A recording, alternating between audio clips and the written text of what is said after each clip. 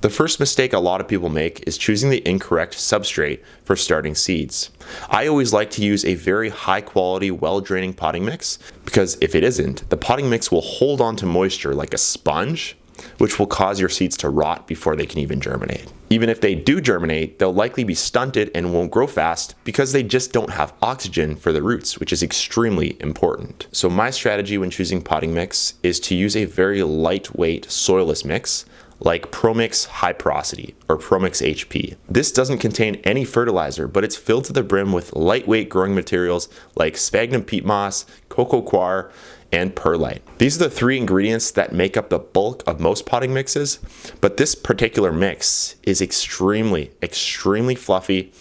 It will drain very well, so you don't have to worry about overwatering. The thing is, it doesn't contain fertilizer, and that's why I mix in another bag. So I'll go and I'll find another bag that has a small amount of fertilizer already mixed in, and I will just mix this up probably about 1/4 of the fertilizer mix and 3/4 of the high porosity soilless mix. This creates my potting mix base, and a lot of people think that you have to buy a special seed starter mix to germinate seeds. This is simply not true. I actually never buy seed starting mixes. I always just use potting mix. It works just fine. And that way you don't have to worry about grabbing a new type of potting mix once your seeds start to germinate. Right, so once you have your high quality potting mix, the next thing you're gonna wanna focus on is temperature. So seeds need very specific temperatures to germinate.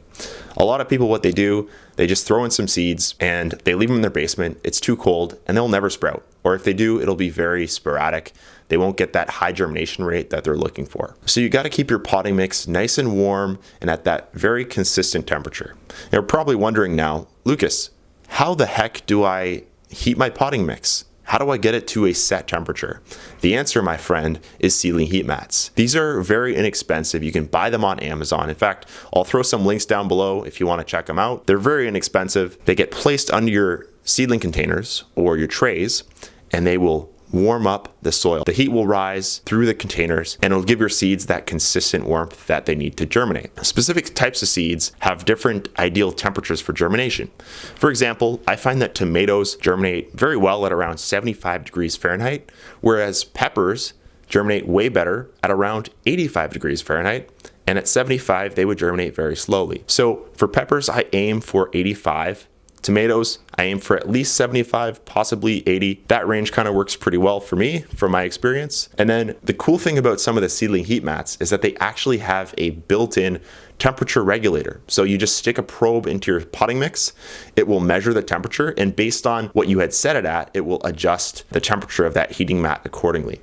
So this is really cool. I've actually never used one of these high-tech ones. I've always just used a regular one without any sort of dial on it, and then I used a temperature probe for reptile enclosures. But this was pretty inconvenient because it was challenging to regulate the temperature. So what I recommend, grab yourself one of these new high-tech ones. They're not too expensive. They're a great investment in your garden, and they should last you for years. Set your seedling heat mat to whatever temperature you need for that specific seed that you're trying to germinate, and just let it go. Let it sit, let it be consistent, and those seeds will sprout in no time because they really do enjoy that consistent heat. And I found that my germination rates when I've done this have gone up through the roof. Tomato seeds aren't as picky from my experience, but peppers definitely are. I remember the first season I was growing super hot peppers, I was trying to sprout Carolina Reaper seeds, and I was using a heating pad that's meant for your back. This is not good, number one, because it's a safety concern, and number two, because you can't regulate the temperature. And that thing was actually making my seed tray way too hot. I ended up cooking my seeds and I got zero germination. If you take one thing from this video, let it be that, but we still got a lot more tips to cover, so let's go. The next issue a lot of folks have when germinating their seeds is getting mold on the top of the potting mix. And this will basically instantaneously kill your seeds and your seedlings, so you want to avoid it at all costs. So how do you avoid moisture issues? Well, first of all, it comes back to having a high quality and well-draining potting mix, which we've already discussed.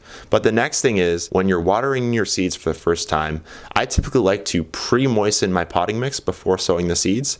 And then I will put a dome over top. So a plastic dome that's going to give kind of a greenhouse environment for those seeds to sprout. I will only water once, and I will typically check every single day to see, okay, look, is that soil drying out? And 9 times out of 10, it is not. It stays moist. People always ask me, how often do I have to water my seeds after I sow them in their containers? The answer is not often. Just once should be fine, assuming that you have a nice humidity dome in place, which I always recommend. However, a key thing to note here is that once your seeds start to germinate, you should take off that plastic dome and turn off your heat mat.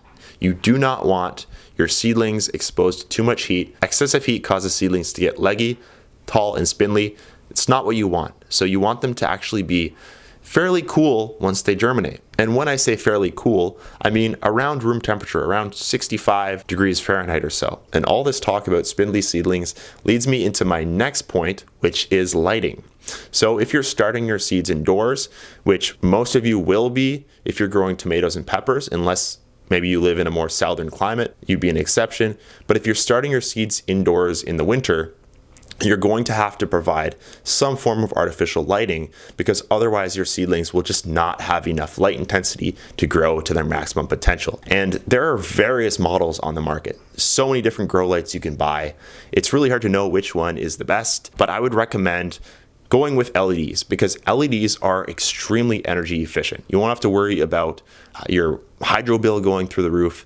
Just get yourself a nice set of LED lights, and I'll put some links down below in the description, but the one I've been using these past few years has been the Spider Farmer SF600. It's done fairly well for me. I'm not sponsored by them. There are so many options out there that'll work just fine for your seedlings. But the key is you got to get your grow light in place, and you also have to make sure that it's the right distance from the tops of your seedlings. And this can vary. Sometimes for some models, it's around maybe 2 feet. Others, it might be even higher or lower. So you really have to look at the specs for whatever grow light model you purchased. Another thing I like to do with my seedlings that's not necessarily a mistake that people make, but it can really help, is using a fan.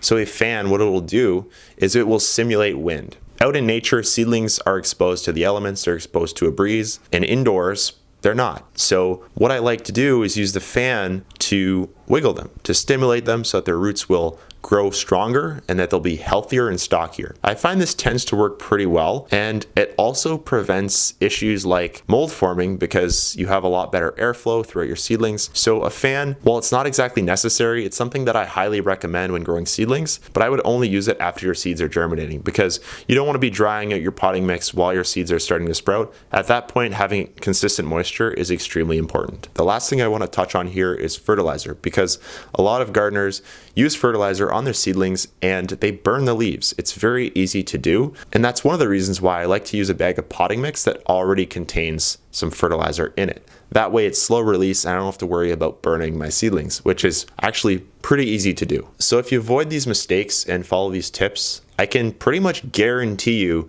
that you'll have incredible germination success.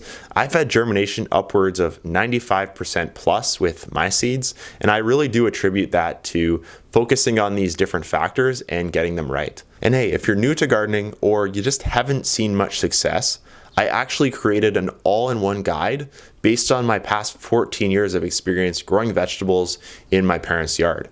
So this will walk you through everything you need to know from seed to harvest. It's a fairly short read, and it'll give you all the tools and techniques you need to grow a successful vegetable garden at home. It also comes with a bonus customizable garden planner that you can use to plan out your season and track your results. I find it's very important to keep a record over your growing seasons so you can remember what worked, what didn't, and what improvements you can make going forward into the future. So if you're at all interested, you can check out the first link in the description below. And with that, I just want to say thank you for watching. I hope you got some seed starting hacks from this video, and I think you're going to kill it this season. You're going to do absolutely incredible. Make sure you subscribe, hit that like button so you don't miss any new content. No more failed germination, no more failed harvests. You got this. Let's grow.